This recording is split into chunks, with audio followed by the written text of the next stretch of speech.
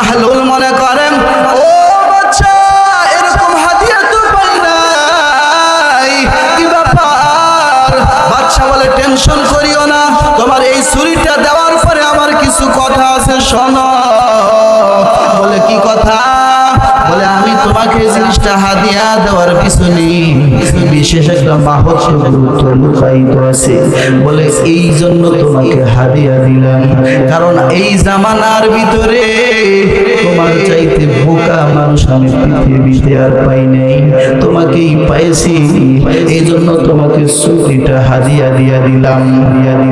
তবে আর একটা কথা, এই ছুরিটা তুমি তোমার জিম্মায় রেখে দিও, তোমার চাইতে যদি কোনো বোকা মানুষ পাও বলে তাকে এই ছুরিটা তুমি উপহার দিয়ে দিও।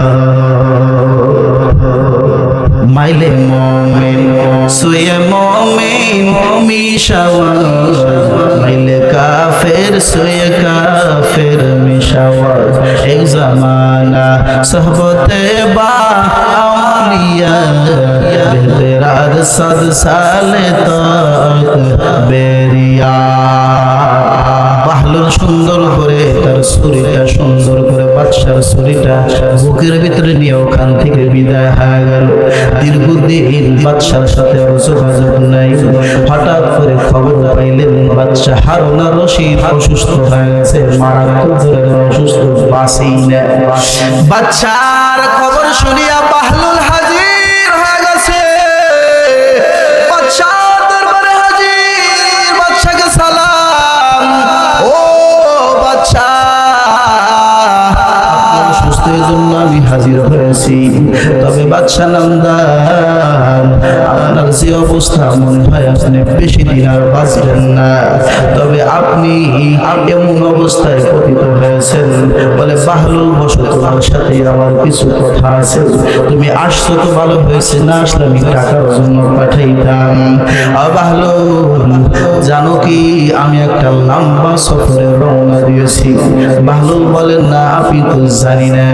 বলে সে কেমন সফর? বলে এটা এমন সফর অনন্ত কালের জন্য সফর। বলে ও বাচ্চা, আপনি তো অনন্ত কালের জন্য সফরে রওনা হয়েছেন, তাহলে আপনার কত হাজার লস্কর আপনি পাঠাইছেন? বলে না একটা লস্করও পাঠাই নাই। বলে আপনি যদি কোনো জায়গায় সফরে যাইতেন আগে লস্কর পাঠাইতেন, জায়গা পরীক্ষা করতেন।